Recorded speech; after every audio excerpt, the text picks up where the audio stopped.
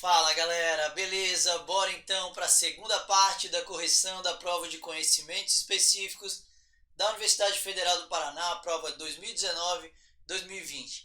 Lembrando que na parte 1 a gente resolveu as 4 primeiras questões, então se você não viu ainda, confere, está aparecendo aqui no card aqui em cima. E na parte 2 a gente vai resolver as questões 5, 6 e 7. Bora então para a questão 5. A questão 5 falava o seguinte: várias espécies de borboletas depositam seus ovos sobre as folhas de maracujá e suas lagartas desfolhadoras se alimentam dessas folhas. No gênero Passiflora, o gênero do maracujá, além do nectário floral, a maior parte das espécies apresenta nectários nas folhas, que são os nectários extraflorais. Esses nectários podem secretar néctar e atrair formigas nectarívoras, que combatem as lagartas para preservar sua fonte de alimento. Muitas vezes, a presença de formigas inibe a deposição de óvulos pelas borboletas. Em alguns casos, porém, as formigas também consomem os insetos herbívoros que visitam as folhas.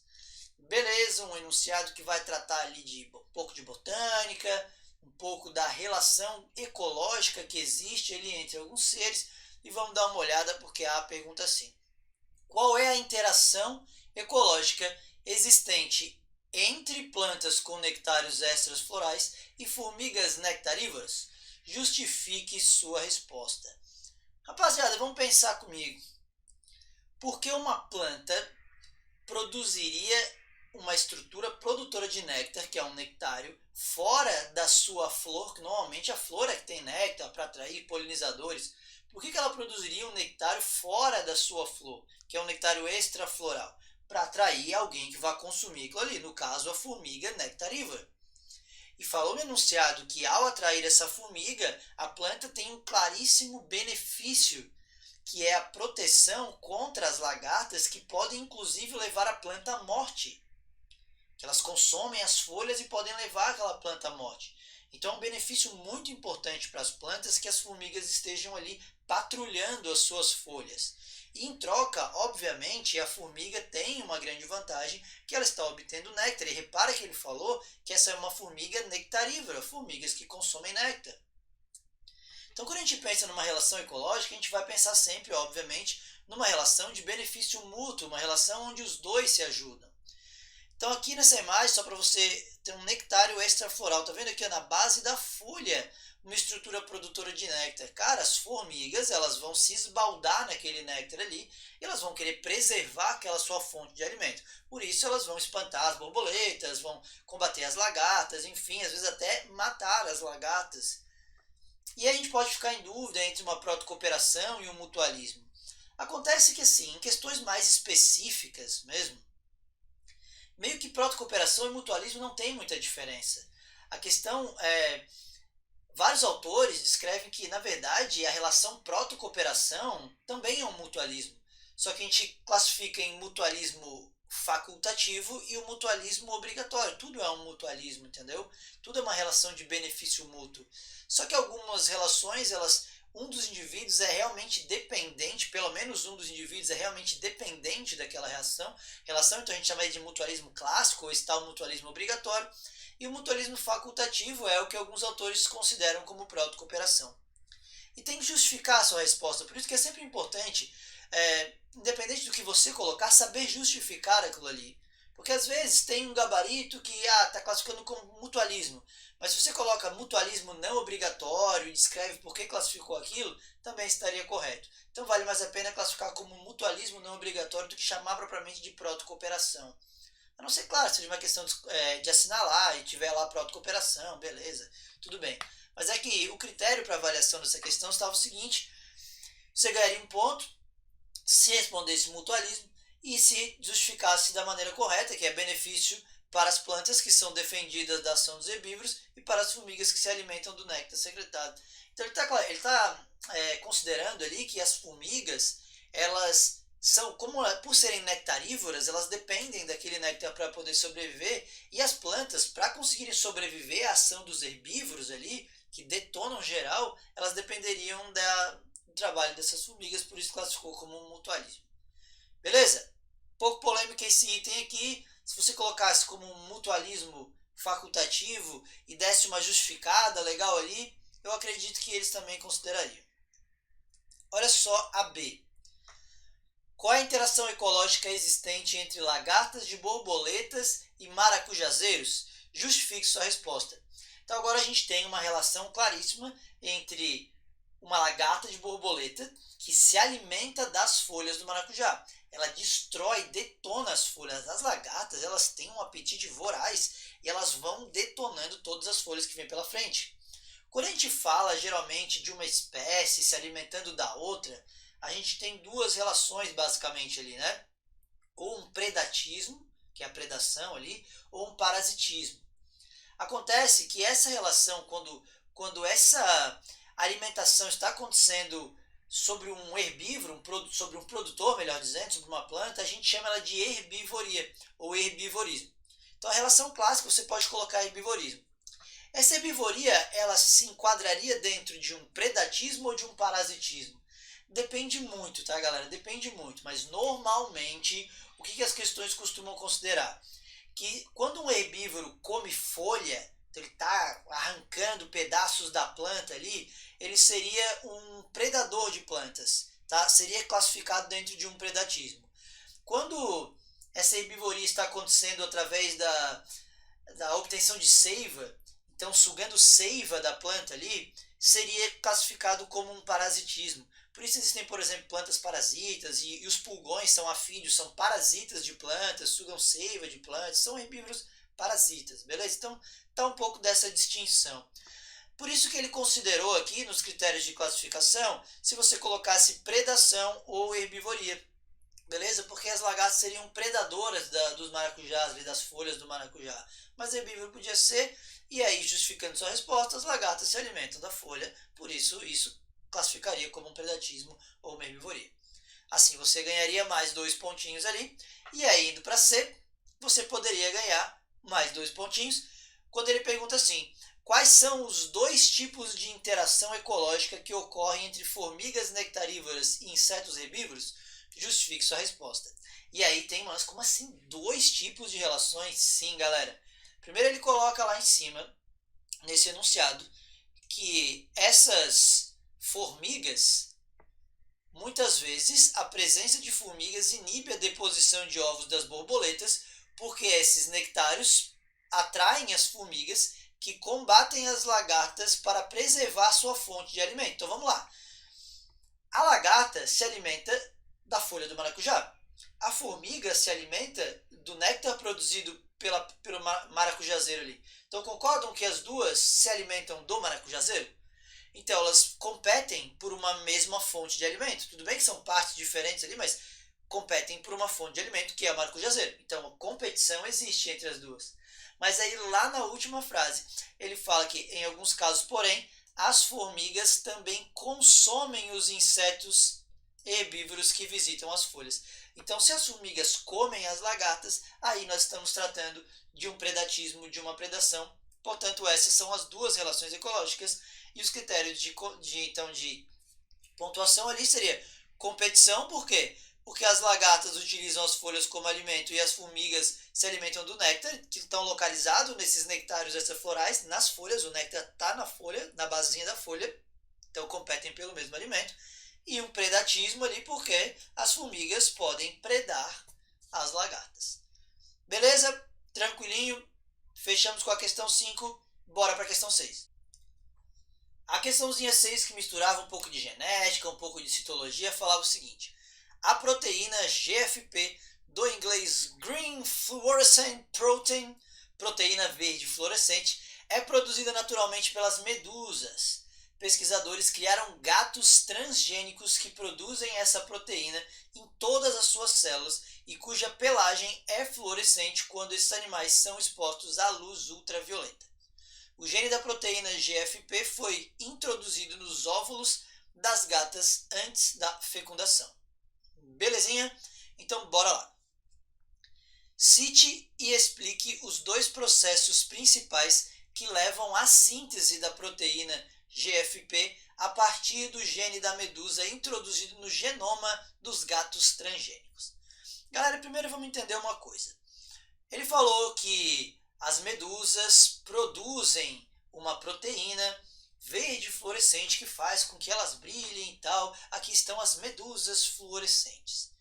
E que gatos foram produzidos de que maneira? Gatos transgênicos. Eles pegaram esse gene da medusa e introduziram no óvulo de gatas antes da fecundação, e aí esse gene desse óvulo ali, depois a gente vai explicar um pouquinho isso, ele passou para os filhos. E esses gatos transgênicos que recebem... Por que transgênico? Porque eles receberam genes de uma outra espécie, no caso um quinidário, uma água-viva, uma medusa.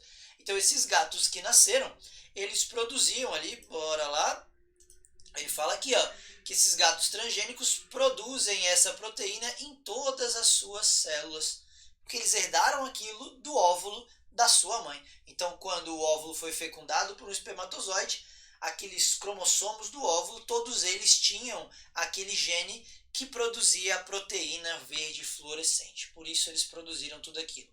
Mas vamos lá. Vamos entender um pouco que essa técnica de transgenia, ela é uma técnica chamada de DNA recombinante. Cara, não vou explicar com detalhes, mas só para vocês entenderem uma coisa. Nessa técnica de DNA recombinante, nós retiramos um gene. O que é um gene? É um pedacinho de DNA que carrega uma informação para produzir uma proteína ali. Então nós temos ali um DNA de interesse, um genezinho. No caso, qual seria o nosso gene de interesse? O gene da medusa que produz aquela que tem a informação para a produção da proteína GFP. Então, retiramos, removemos aquele gene e esse gene vai ser inserido, tá? Inserido no DNA, enfim, do óvulo ali daquele gato, beleza? Então a gente criou agora um óvulo transgênico, digamos assim, um óvulo que tem o DNA de uma outra espécie, um óvulo de gato que tem o DNA de uma outra espécie. E aí, quando esse óvulo for fecundado pelo espermatozoide, vai formar um zigoto. E esse zigoto ele vai ter cromossomos do pai e cromossomos da mãe. E em todos aqueles cromossomos da mãe, nós teremos quem? O gene da proteína GFP. Quando esse zigoto começar a se proliferar, 2 células, 4, 8, 16, como essa proliferação se dá por mitoses, e a mitose forma cópias de células, todas as células desse gatinho baby, todas as células terão o gene daquela para produzir a proteína verde fluorescente. E assim a gente cria esses gatinhos que brilham na luz ultravioleta. Beleza? Mas vamos lá, porque ele pergunta o seguinte: cite e explique os 2 processos principais que levam à síntese da proteína GFP. Então, por que ao introduzirmos o DNA da medusa no genoma do gato, por que ele vai passar a produzir uma proteína de FP?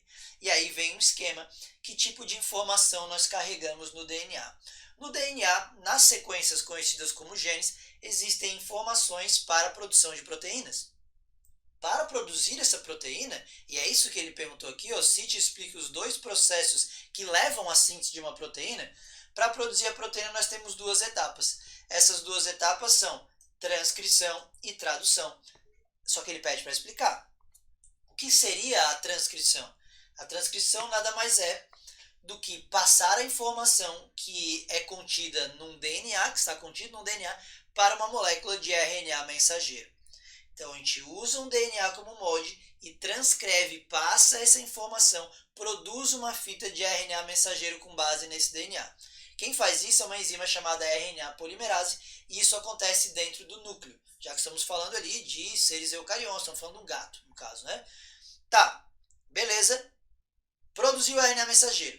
Esse RNA mensageiro, ele carrega informações para a produção de uma proteína, e ele vai levar essa informação lá para o citoplasma para ser traduzida essa informação por um ribossomo.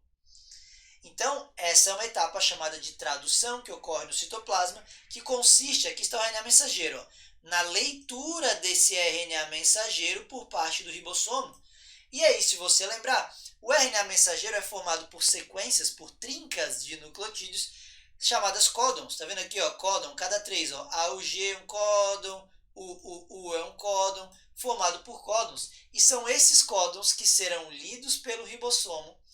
E cada códon tem informação para que um RNA transportador traga um aminoácido. Se você quer relembrar um pouquinho mais, a síntese de proteína. Está aparecendo aqui no card para você uma aula, um resumo que eu tenho sobre síntese de proteínas. Vai lá que você vai entender muito melhor esse processo que eu estou tentando te ilustrar para você agora. Então, galera, para responder a pergunta dele, nós temos dois processos, transcrição e tradução. Transcrição vai ocorrer no núcleo com auxílio da enzima RNA polimerase, que é pegar o DNA e passar para um RNA mensageiro. A tradução é quando esse RNA mensageiro vai para o citoplasma e o ribossomo, a partir das sequências de códons contidas nesse RNA mensageiro, produz a proteína, no caso a nossa proteína de interesse, a GFP. Então, quais seriam os critérios de correção para essa questão aqui? Se respondesse as duas etapas, transcrição do DNA em RNA, já ganharia um meio, que essa é uma etapa, e a tradução do RNA mensageiro para a proteína, que no caso aqui é GFP, ou podia explicar também que esse RNA mensageiro tem códons, e esses códons vão determinar a sequência de aminoácidos para a produção de uma proteína. Tranquilo? Então essa era a A, mas valia 3 pontos. Então temos a B, que vale mais 3 pontos. A descendência dos gatos transgênicos poderá ter pelagem fluorescente? Por quê? Galera, porque sim. Sim, tá? E por quê? Tem duas informações no enunciado que ele te deu para que você consiga responder isso. Primeiro, o gene da proteína foi introduzido nos óvulos das gatas. Então, metade dos cromossomos que o indivíduo recebe vem da mãe, metade do pai. Na metade que ele recebeu da mãe, tem o gene para aquela produção de proteína. Beleza? Por isso que tem outra informação importante aqui, ó, que falava que esses gatos transgênicos produzem essa proteína em todas as suas células. Porque quando ele formou o zigoto, veio metade da mãe, metade do pai, e começou a formar as células dele, 2, 4, 8, 16, todas as células eram iguais. Então todas receberam metade dos cromossomos da mãe. E nos cromossomos da mãe tinha esse gene para a produção de proteína. Quando esse indivíduo for produzir os seus gametas, como todas as células deles carregam aquele gene que ele recebeu da mãe, ali no caso, ele vai poder sim enviar isso para os filhos. Então a ideia é o seguinte, quando que o que a gente recebe, o que está no nosso DNA, pode ser mandado para os nossos filhos? Quando essa informação está nas nossas células chamadas células germinativas, beleza? Nas células que produzem gametas. Aí nós podemos mandar aquilo geneticamente, se aquilo é herdável para os filhos. Então, quando que uma mutação, quando que uma alteração no DNA, por exemplo, pode ser passada para os filhos? Só se essa mutação ocorre nas células produtoras de gametas, células germinativas ali, beleza? Aí ela pode ser mandada para os filhos. Vamos dar um exemplo. Se a pessoa tem, sei lá, se expõe ao sol ao longo da vida dela e tem uma mutação nas células da pele originando um câncer de pele. Mudou o DNA das células ali. Essa mutação, ela vai passar para um filho, se a pessoa tiver um filho? Não, porque foi uma mutação numa célula somática, não foi uma mutação que aconteceu, por exemplo, nas células produtoras de óvulos ou de espermatozoides. Agora, se acontecer uma mutação nessas células, aí aquilo vai ser mandado para os filhos. Como no caso ali, todas as células daquele gato transgênico têm o gene para produzir a proteína verde ali, ele pode mandar aquilo para os filhos, porque aquele gene está nas células germinativas dele. Então o critério de correção era sim, a descendência dos gatos poderá ter pelagem fluorescente, porque esse gene está presente nas células germinativas, podendo ser transmitido à próxima geração. Ah, mas como que eu sei que está presente nas células germinativas? Porque ele falou que esses gatos transgênicos produzem essa proteína em todas as suas células. Se ele está falando em todas as células, tanto células somáticas quanto células germinativas. Beleza? Bora então para a última questão da prova, questãozinha 7. E a 7 falava o seguinte: uma planta passa a ser predada por insetos herbívoros. Na população da planta, alguns espécimes produzem uma toxina que inibe a herbivoria. Em N gerações após o início da herbivoria, todas as plantas têm folhas tóxicas para a maioria, 99%, dos insetos herbívoros. Entretanto, em algumas gerações de insetos, toda a população se torna resistente à toxina produzida pelas plantas. Considere que a produção da toxina nas plantas é condicionada por um alelo recessivo, Tzinho, e a resistência à toxina nos insetos é condicionada por um alelo recessivo, Rzinho. E aí a pergunta assim: qual é a frequência do alelo Tzinho na população da planta N gerações após o início da herbivoria? Por quê? Galera, vamos lá. Situação então é a seguinte: os insetos detonam as plantas. Após N gerações, a gente passa a observar que todas as plantas passam a produzir uma toxina nas folhas, todas as plantas, tá, produzem uma toxina nas folhas que é letal para quase todos os insetos, 99%. Então, após N gerações, todas as plantas têm folhas tóxicas, todas. E aí, qual é a frequência? Aí ele fala lá embaixo uma informação importante: a produção da toxina é condicionada por um alelo recessivo, o Tzinho. Portanto, nós temos dois alelos. O Tzinho é o alelo recessivo que faz a planta produzir toxina. O Tzão é um alelo dominante que faz a planta não produzir. Em relação aos genótipos, a planta poderia ser homozigota dominante ou heterozigota, e ela não produziria toxina, claro, porque o alelo Tzão é o alelo dominante e ele não tem informação. Para a planta produzir toxina, ela tem que ser homozigota recessiva, Tzinho, Tzinho. Então, galera, ele não falou que em N gerações após o início da herbivoria, todas as plantas são resistentes, produzem a toxina? Todas produzem? Se todas as plantas produzem, todas as plantas são Tzinho, Tzinho. Logo, o alelo Tzão ele foi excluído por seleção.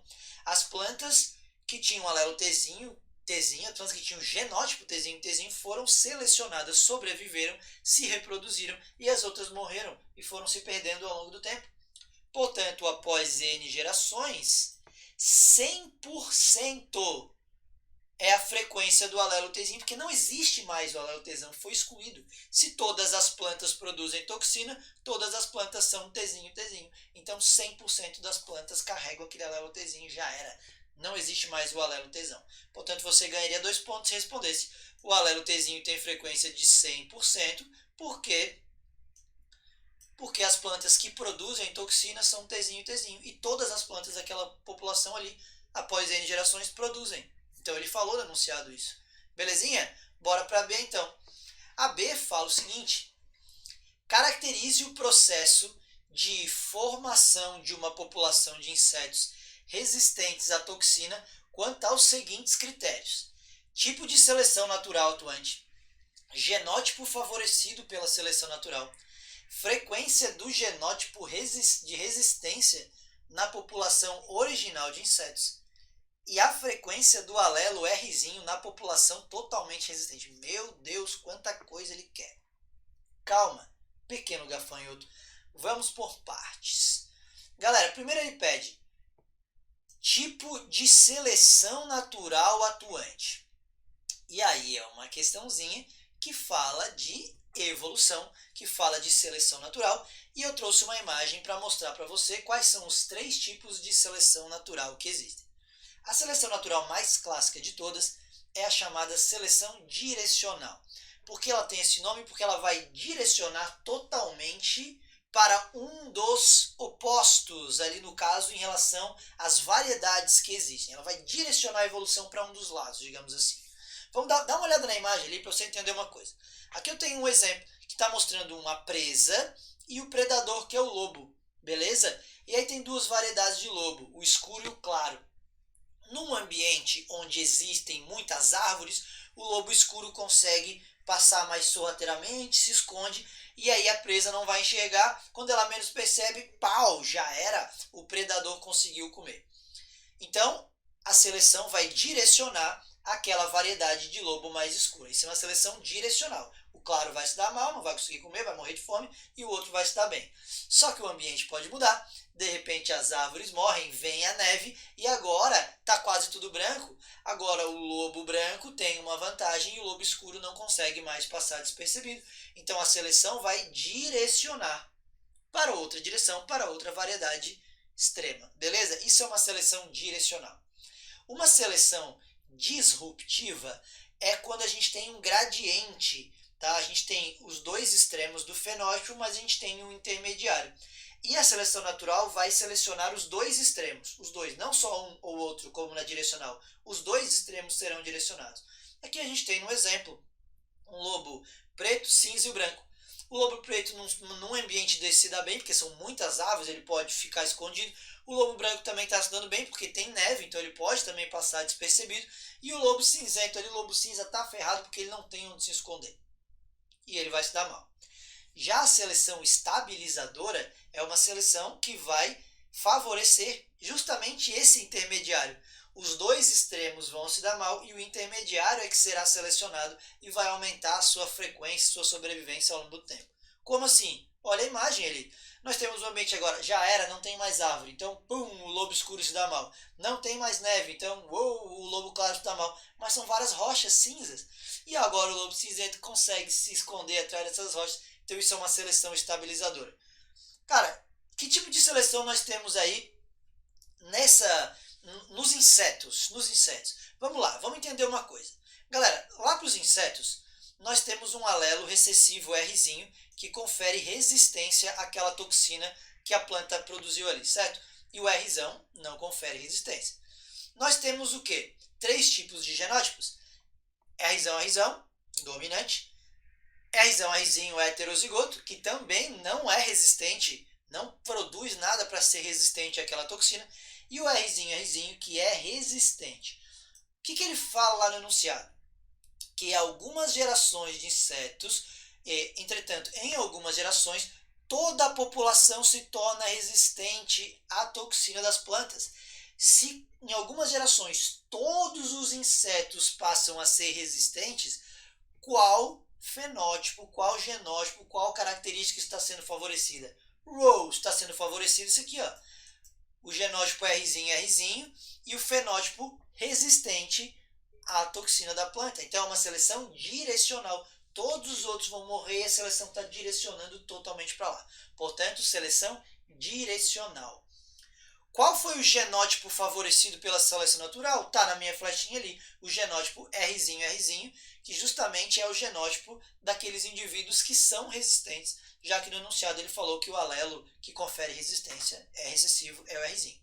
Beleza? Já respondemos essas duas primeiras. Frequência do genótipo de resistência. Qual que é o genótipo de resistência? Esse aqui, ó.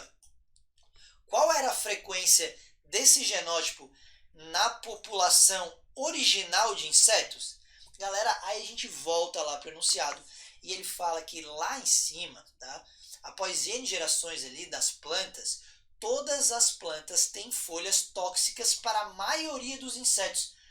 99% dos insetos não tinham resistência àquela toxina, mas aquele 1% é vagabundo, aquele 1% dos insetos era resistente, originalmente era resistente. Então, como o inseto, para ser resistente, tem que ter esse genótipo aqui, Rzinho, 1% era a frequência desse genótipo na população original. Então já respondemos mais uma, agora só falta a última. Frequência do alelo Rzinho na população totalmente resistente. Galera, quando todos os insetos ficaram resistentes, concordo que todos os insetos eram Rzinho, todos? Os outros já eram. Quem não era resistente não existe mais, porque ele falou ali, ó, que lá no final todos os insetos eram resistentes. Toda a população de insetos. Então toda a população de insetos era Rzinho, portanto a frequência desse alelo é 100%. Fechou? Olha só os critérios de pontuação então. Seleção natural era direcional. Rzinho é o genótipo favorecido pela seleção, porque esse Rzinho são os insetos resistentes. Na população original, o genótipo Rzinho tem frequência de 1%, lembra? Porque 99% não eram resistentes, mas aquele 1% era. E lá no final, como todos os insetos passaram a ser resistentes, todos eles eram Rzinho, portanto, na população de insetos totalmente resistentes, o alelo Rzinho tem frequência de 100%. Questãozinha bonitinha, boa pra caramba, galera. Espero que vocês tenham entendido, tá? Se vocês não conseguiram fazer antes, espero que pelo menos tenham entendido, para que se caia uma coisa parecida, vocês consigam raciocinar e pensar em cima e conseguir responder. Beleza, rapaziada? Então é isso, chegamos ao final de mais uma correção de vestibular. Espero que vocês tenham gostado. Lembrando, se tiver sugestão, pô, professor, eu faço a prova na Unipangaré. Eu queria que você corrigisse essa prova, fizesse um vídeo de resolução. Deixa aqui nos comentários, deixa nas sugestões que eu posso corrigir, posso gravar um vídeo de correção de resolução dessas provas com o maior prazer. Falou, galera, se você gostou da aula, se você gosta do meu conteúdo, se você gosta de mim, segue ali o meu Instagram, tá vendo o símbolo ali, ó, Me Gusta Bill, procura lá, se inscreve aqui no canal também, curte os vídeos, cara, assim eu vou poder ficar mais tranquilo, ficar mais feliz, acordar, oba, tem curtida nova, oba, tem compartilhamento novo, e eu posso continuar gravando vídeo pra vocês. Valeu, galera, mais uma vez foi um grande prazer, abraço e até o próximo vídeo.